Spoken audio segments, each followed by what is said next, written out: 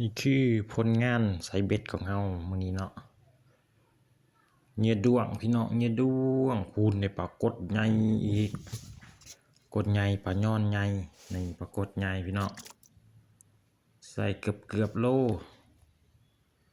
ปลาย้อนตัวใหญ่นี่ตัวนี้ใส่บิ๊กเลยตัวนี้ใส่บิ๊กปลาเวียนไผ่กับมี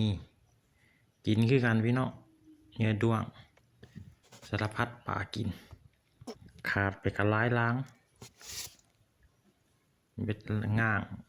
เบ็ดล่าสายขาดฝนตกลิ้นเศร้านี่คนก็เศร้าพี่น้องแดดก็ออกเลย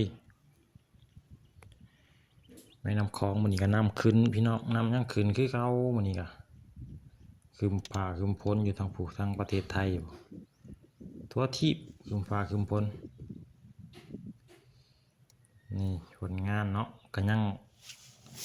สวยงามอยู่ยังได้เรื่องพี่น้องตัวนี้ปลาย้อนหนวดปลาย้อนคือกัน